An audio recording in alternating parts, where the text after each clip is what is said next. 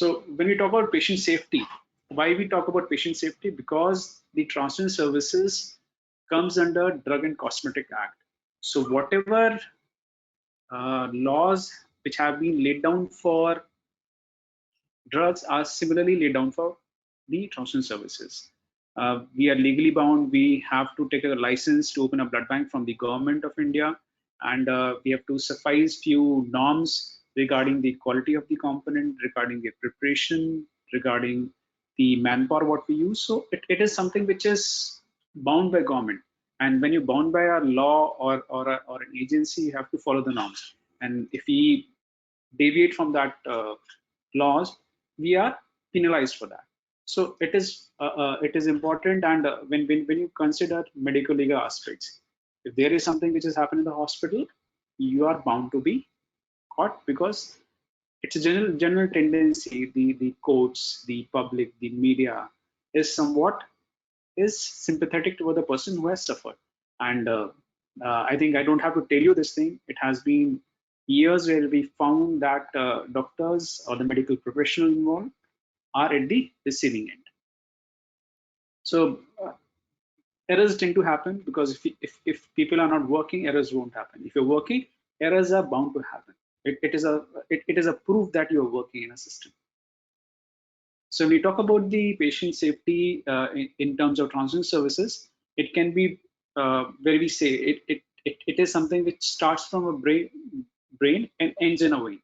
When a physician thinks that a patient requires transfusion, a specific type of component, that information is transcribed to the concerned person to get the blood, and that concept of transfusion for betterment of the patient ends up in the vein of the patient. And in between this brain to vein, there is a vein of the donor which is involved.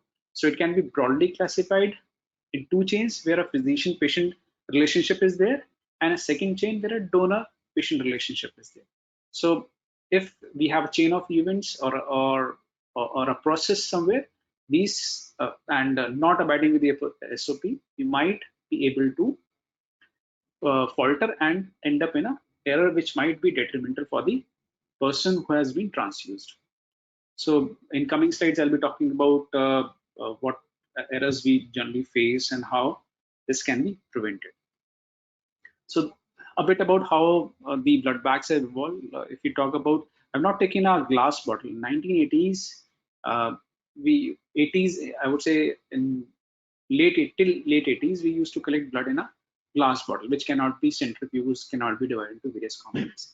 Then the PVC was came into picture, which gave us the leverage to to do centrifugation, separating the blood into various components. So we have evolved from single bag to triple bags, where we can prepare plasma and store red cell for 35 days, to quadruple bags, which means that we can prepare a plated component and a cryo component, diversion pouches to prevent initial bacterial contamination of the components. And now we have those leucofilters attached to the bags, where leucofiltration. We know that specific category of patients require WBC reduced components, and this can be achieved with specific type of bag, which is attached to the collection bags. You must have heard, you must be using those leucofilters at the bedside when you're giving transfusion. But doing a leucofiltration at the blood bank level or the lab level has an advantage over the leucofiltration what we do at the patient side.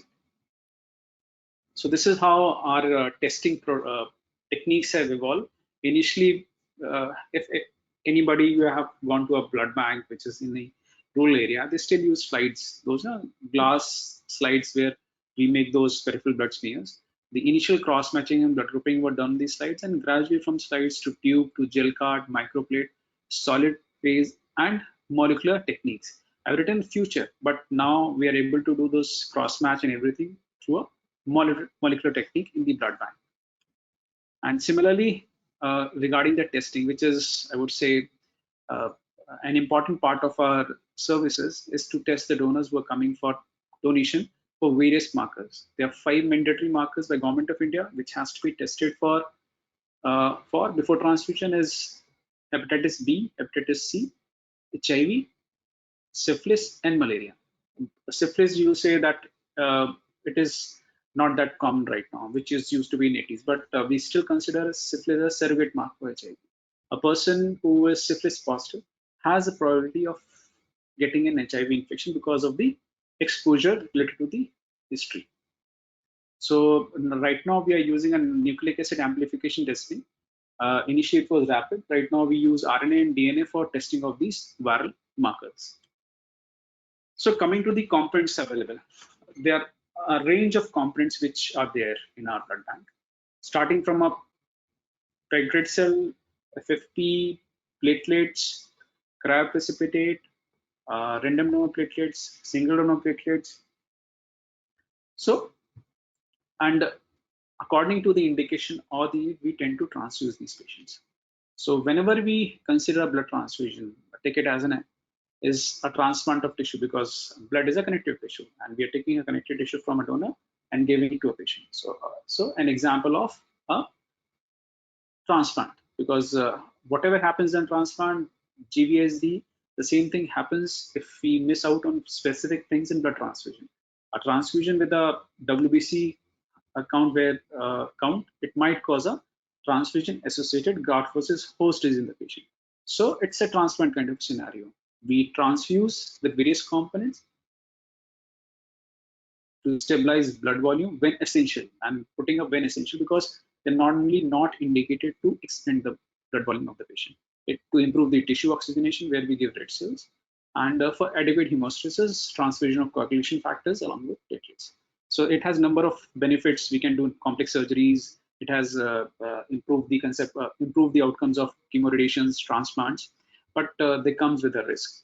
Say everything comes with a star terms and condition. We can transmit a viral infection, I've already told, bacterial infection, which is very common, and we tend to miss out because when we are transfusing, suppose we transfuse a red cell unit, which has been kept at room temperature for a very long time, poses a risk of bacterial contamination. Similarly, platelets, because platelets are collected and stored at room temperature. So there is a high chance that they'll support bacterial growth in them. Similarly, immunological reactions, immunization, non-hemolytic reactions, allergic reactions, anaphylactic reactions, TRALI, then I already told transfusion-associated graft versus host disease, which is because of presence of T lymphocytes in the blood bank. Right. So what exactly now? What happens? And in a blood bank, we find components, not fractions. So there's a difference between a fraction, because fractions are prepared in a factory. We take plasma and we do a plasma fractionation to get albumin, immunoglobulins, various factors. Excuse me.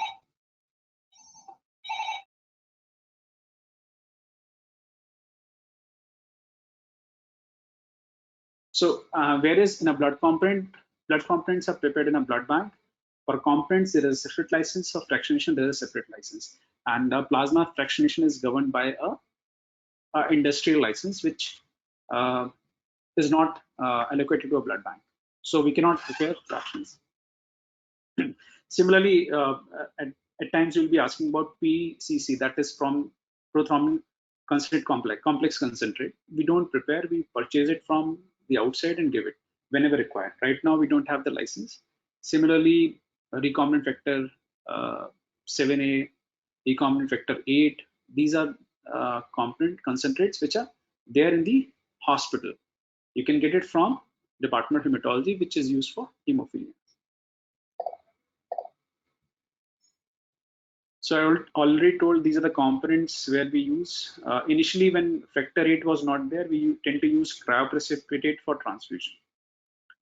A word about fresh blood. Try to understand there's a difference between a fresh blood and a whole blood. Fresh blood is something which it varies with definition. For a I would say an OBG person, consider that to be a 3-day-old blood is a fresh blood, or a neonatologist will say a 7-day-old is a fresh blood. So it varies according to the indication. But anything which is within 7 days, we consider it to be fresh.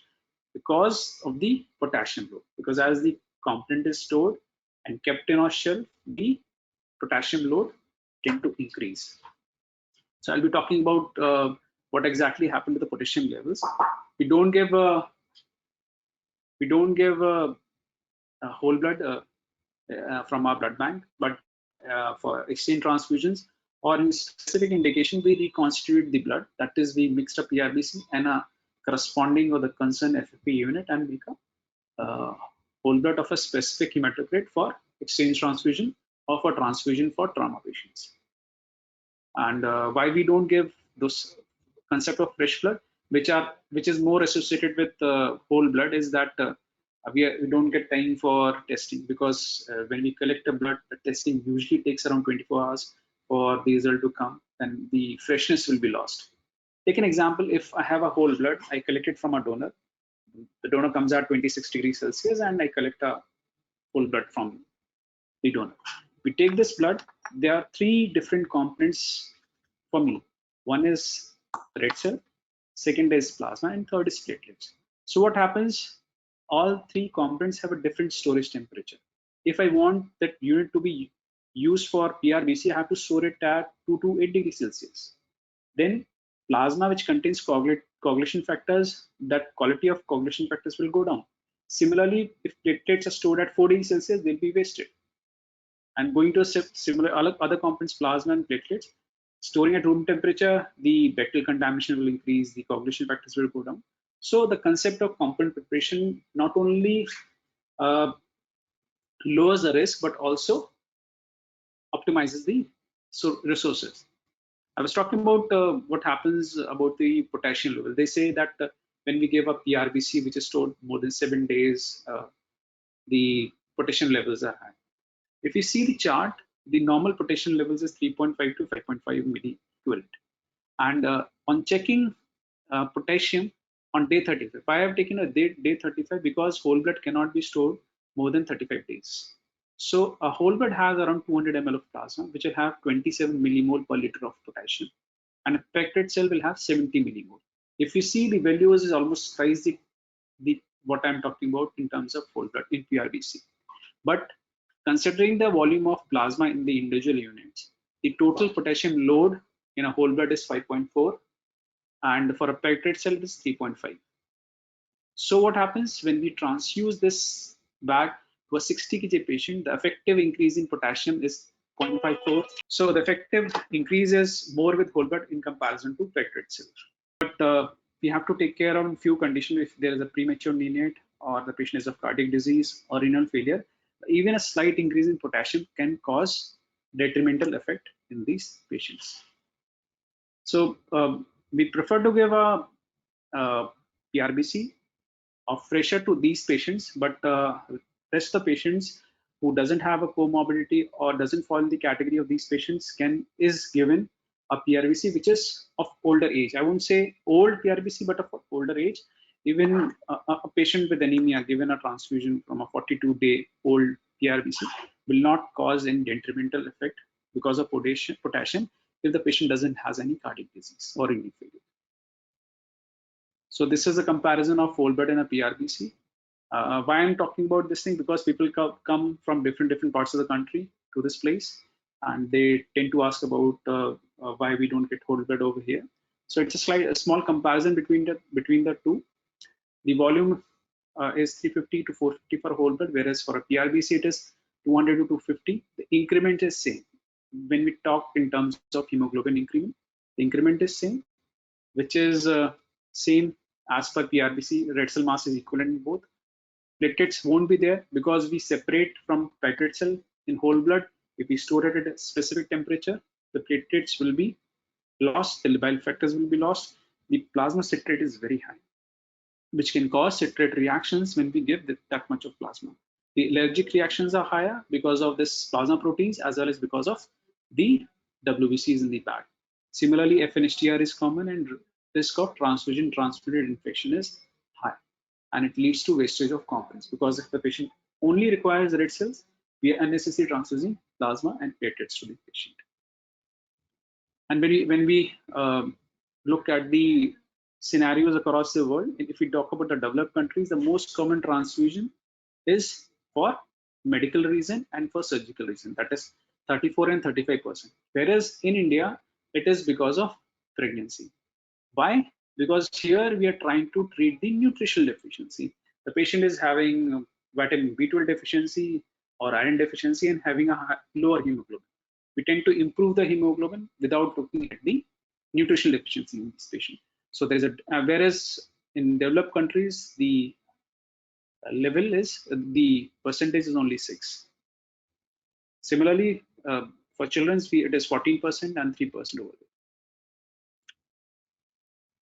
So when we talk about appropriate use of red cells, the most important indication is to tide over the oxygen deficit. We are trying to improve the oxygen carrying capacity of the patient.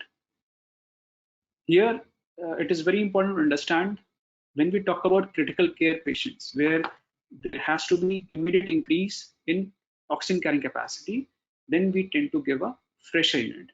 The levels of 2-3 dpg decides how much amount of oxygen can be carried by the red cells. But the moment you transfuse them to the patient, the levels automatically increase. These levels during the storage tend to fall down. So in a critical care patients where you think that patient is gasping and will not be able to, the oxygen requirement is increasing and requires transfusion, we can give a fresher unit. I won't say a fresh unit 3-day, 5-day, 7-day old, but preferably 15-day or 20-day old unit can be given to that critical care patients to improve the oxygen carrying capacity. And we don't have to transfuse for treatment of those nutritional deficiencies and avoid single unit transfusion. We tend to say not to give, but the concept is changing. We can give single unit transfusions if the patient requires. But usually what happens, it is the margin. We don't have to give empirical transfusion. We have to give a evidence base. If the patient requires, then only you give, but not that the level has fallen down to 7, I have to give it. So these are the triggers which is normally being followed all across the globe, that we tend to transfuse, the hemoglobin falls below 7, don't transfuse, the hemoglobin is more than 10, and we have to clinically assess for symptomatic anemia or the oxygen carrying capacity when we are transfusing between the hemoglobin of 7 to 10. And if the patient has a deranged cardiopulmonary reserve, then hemoglobin of less than 10 can be transfused to improve the condition. A few other indicators which are more beneficial in the case of critical care patients, where that can be helpful to assess deciding whether the transfusion has to be taken or not. And normal oxygen extraction is 25%. If it increases about 50 to 60%, then we can transfuse. Similarly, mixed venous oxygen partial pressure, if it is less than 4.3, we can transfuse. Excess base, that is bicarbonate levels are more than 30 milliequivalent per liter, and if the patient requires transfusion, that indicator can be taken as a transfusion. Lactate levels more than 2.5 milliequivalent per liter, and if the oxygen consumption has increased by 10%. These are the few secondary indicators which will help you deciding the clinical condition of the patient, where we can transfuse based on the hemoglobin levels. And in terms of neonate, we have different triggers. We tend to transfuse these patients on higher hemoglobin levels. For a symptomatic anemia, 8 gram per deciliter. For a moderate cardiopulmonary disease, it is 10 gram per deciliter. Severe, it is 13. And for major surgery, the hemoglobin is less than 10, we tend to transfuse. Why? Whenever you are sending a sample for a neonatal transfusion, if the baby is less than 4 months old, we have to send mother's sample along with that. We do AB grouping, RH typing, and we tend to give a PRBC or a reconstituted whole blood, which is 7 days, less than 7 days of collection. And we tend to give RH negative units if mother sample is not there or the patient blood group is not found or cannot be done. And CME seronegative unit is issued to those given a smaller volumes to help the patients for the. So coming to the indication of platelet transfusion, we know that they can be given therapeutically or prophylactic. Therapeutically, when we anticipate that patient might bleed in coming time, or prophylactic to tide over the already bleeding patient who has a lower platelet counts. So the various indication where that they can be given at thrombocytopenia patients, uh, in these malignancies, hyperproliferative disorders, DIC, massive transfusions. What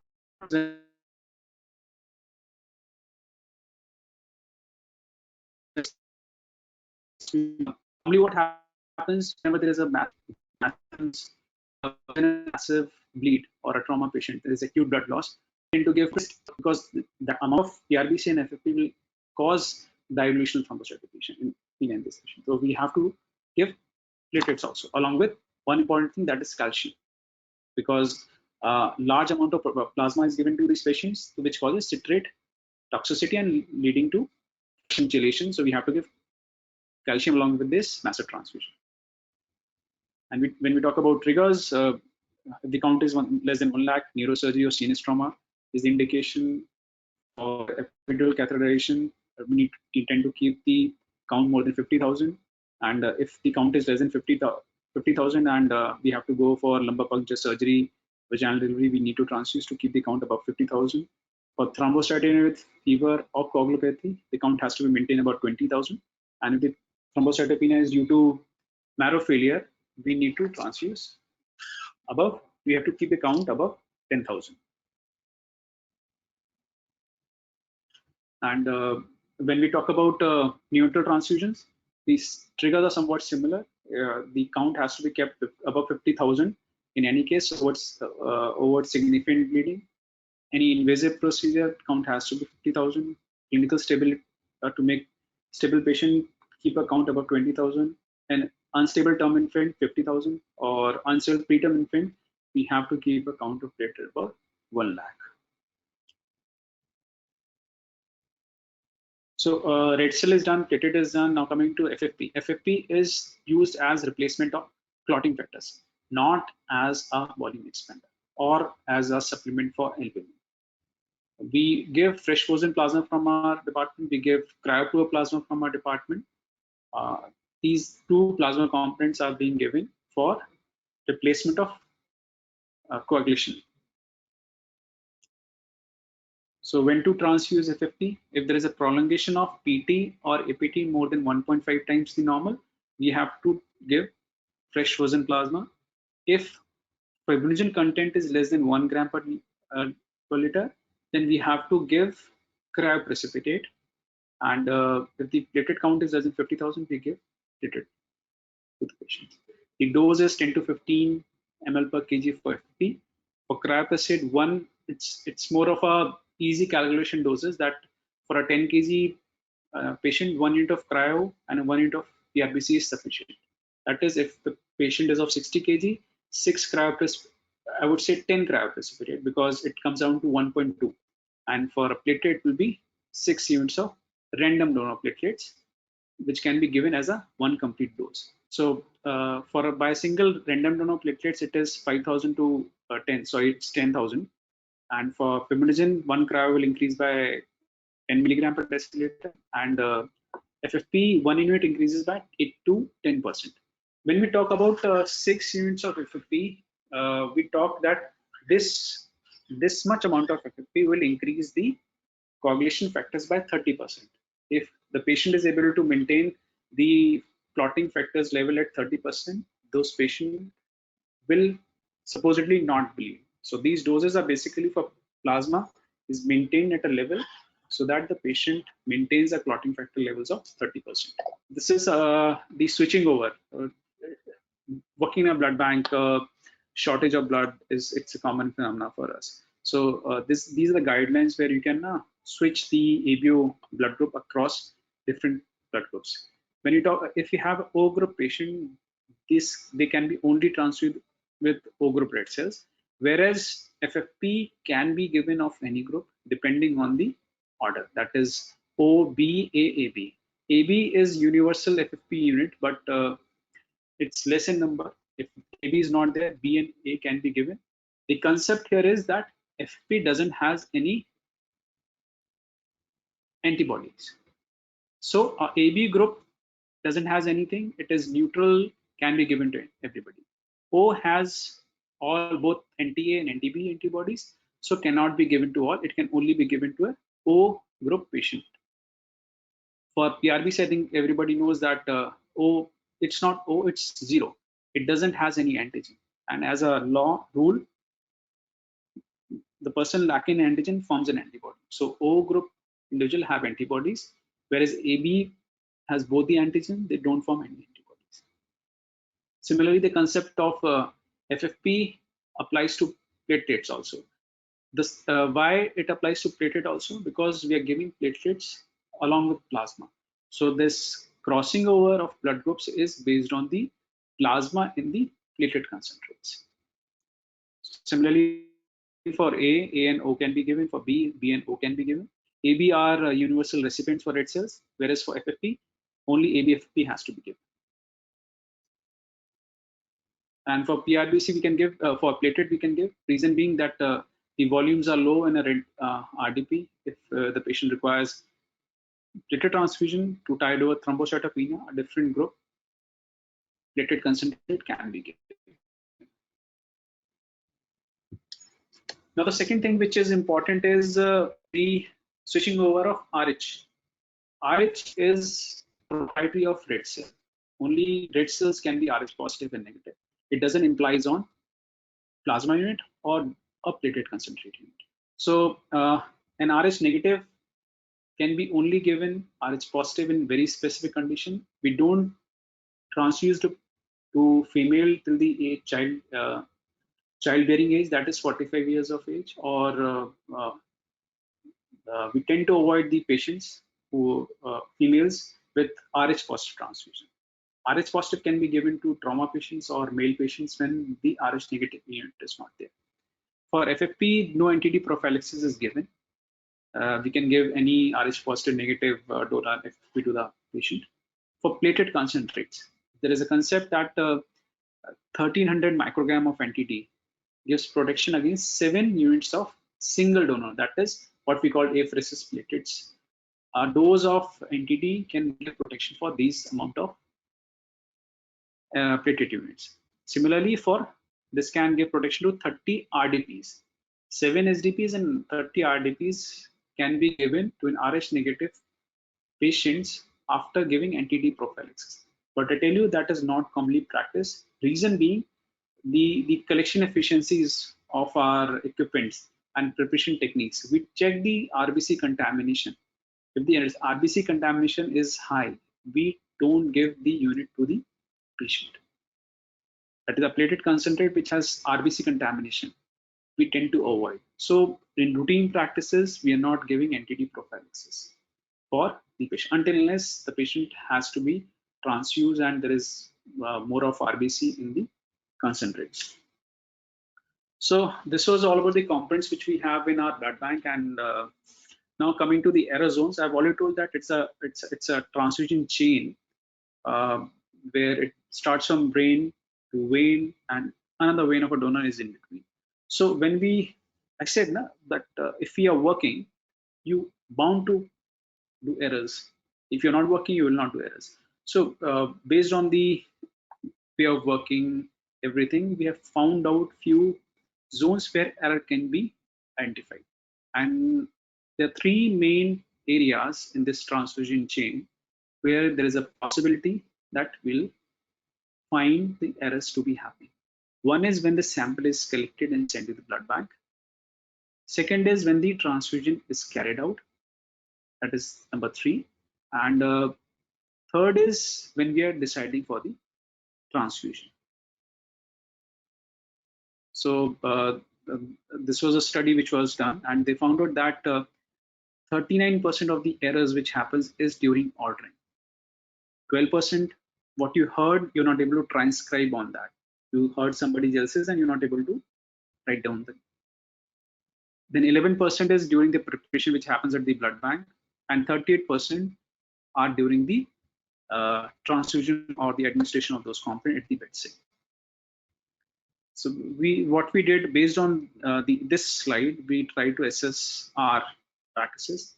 and we found that 83% errors which happened in a were happened in the blood bank, and 17% errors happened in the patient. See, we are checking us also along with the practices which are happening in the blood bank, and we found that near miss events were 34% in the blood bank, whereas uh, at the bedside it was 15%. Uh, when we talk about near miss event, no harm event, or misadventure, the near miss is that before the error could happen, it was detected. So event didn't happen. For a no harm, the event had happened. That is, suppose take is a patient is of A group, and wrongly O group unit was transfused, and there was no harm because A patient can be given an O group transfusion. So there will be no harm in that patient. So that was a no harm event. And then third is misadventure. When we did the error, there was adverse event happening at the outcome. So we found that errors are happening at both the ends, at the blood bank end also, as well as at the bedside. So why I'm talking about those errors? Because if we are not aware about those errors or this exotic complication of transfusion, we tend to miss out on the things. And what we have reported is only the tip of iceberg. A number of things which are happening under. So a reporting system has to be essential, which will help us to reduce down these errors. And now the most important part of the presentation is that why we have been telling about transfusion safety is to identify a transfusion reaction. Why? Because missing out on the transfusion reaction might be detrimental for the patient. The patient might lose his or her life if we miss out on the transfusion reactions, and it can happen because of missed transfusions. It can happen because of a bad component. It can happen because of bacterial contamination components, or number of things which are there in the component or the blood bag which is being given to the patients. So third part, which is most important, is identification of adverse events. So the concept of adverse event or transfusion reaction is divided into four parts. First foremost thing is knowing. If I don't, your eye sees what your mind knows or a brain knows. If I don't know that this is a reaction, I will not be able to say. So we should be aware that giving a red cell transfusion or a platelet or plasma transfusion will cause an adverse event. So we need to know, then only we'll be able to recognize. Once we recognize that event, we need to evaluate why this has happened. And if this has happened, we have to manage, treat the patient, and report to the blood bank for the reason to find out why this has happened. So we can divide the reactions into two major blocks. One is immediate reaction and second is delayed reaction. Uh, During the bedside transfusion, it is more important that we focus on immediate reactions. It can be immunological, that is hemolytic transfusion reactions, non-hemolytic, allergic reactions, TRALI, and a non-hematological, which is bacterial contamination. Bacterial contamination is very common in terms of platelets because they are stored at room temperature and we send to the pods. They're kept on the tabletop, takes around 2 hours or 3 hours before the transfusion is initiated. And in the meantime, the bacterial growth is there and might cause a septic reaction in the patient and circulatory overload. For a delayed reaction, it can be hemolytic or a transfusion associated graft versus host disease. I think everybody might be knowing what happens in a graft versus host disease. When you give a graft to the host for a transplant, the graft poses an immunological reaction against the host cells. So same thing happens over here. When we give a red cell transfusion or a platelet transfusion, and if we have those uh, lymphocytes inside the red cells, those lymphocytes can cause a immunological reaction on the patients in two specific conditions. One is if a first degree relative is giving transfusion or the same unit has been given to the patient, because they'll be sharing the haplotype, and if the patient is not able to identify that, it's more of immunological tolerance is there and clearance, which I think gradually we must have read in your subjects. The same concepts work in this. And in second is the immunocompromised patient. So PAGVSD in a first degree relative transfusions and immunologically compromised patients, it happens. That's why to prevent that, we give irradiation to the blood component specifically for platelets for transfusion, which is done with exchange transfusion or transfusion which is given to neonates, newborns, or transplant patients. A non-immunological delay can be RN overload or disease transmission, that is transmission of HIV, B, C, and others. So just to identify easily, we have divided into now 4 basic main symptoms: fever, rash, shock, and dyspnea. If we have fever, uh, the possibility of FNHT or hemolytic transfusion septic and Trali is there. And if we have rash, the possibility of these reactions. Similarly for shock and dyspnea, we can check which kind of reaction probability is there. We know that if there is a rash, then the possibility of having a Trali is not. We can rule out Trali, that the patient will not be having Trali. This is how it works, this slate. So we have categorized this thing as in based on the symptoms. What are the symptoms which can be identified during a transfusion reaction?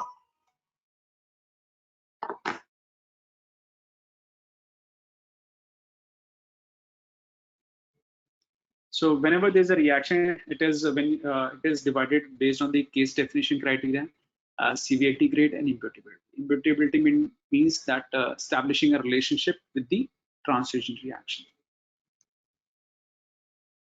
So whenever a transfusion reaction happens, this is the information which is being asked from the wards whenever you are sending a sample for transfusion workup, diagnosis, and because I've told what exactly are the importance of individual things. History of transfusion, type of component which has been given, or the diagnosis, history of pregnancy or transfusion, or any medication which was given along with the transfusion. And each of them has its specific role in identifying a transfusion reaction. I won't be going into detail. I'll be telling there is a book. I'll share the link where it is. You can download that book from the SDBJ internet to go through this all. Then the clinical information which is required is from the ward side is whether PRBC was cold or warm before transfusion, use of warmer or infuser, or the size of needle, whether IV line was used for red cell or it was shared with another thing, any other drug, and the vitals of the patient pre and post transfusion. Sample which has to be sent during a transfusion reaction is EET sample, clotted sample for various tests which has to be carried out. And usually we don't ask for a urine sample, but just to check out whether the patient is having hematuria or hemoglobinuria, you can share the sample of urine sample to the blood bank for ruling out hematuria versus hemoglobin. And these are the investigation which has to be sent: a CBC, plasma urine of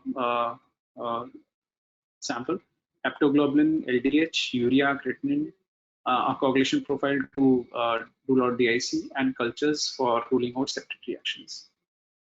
So this is the manual which is there on the SDBJ internet, and which has most of the things which have been told about here, and this is how we can raise a equation for transfusion, and the process how a blood bank works. So this is my journey from student to, I would say, not as a teacher but as a presenter. And it used to happen in mini auditorium, and right now during a Zoom meeting or an online meeting, you can see nobody watches you, but we have slept in front of our speakers. Thank you very much.